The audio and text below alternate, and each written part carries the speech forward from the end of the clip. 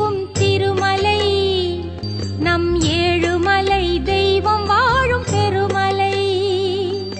ஏழுமலை மேலிருக்கும் திருமலை நம் ஏழுமலை தெய்வம்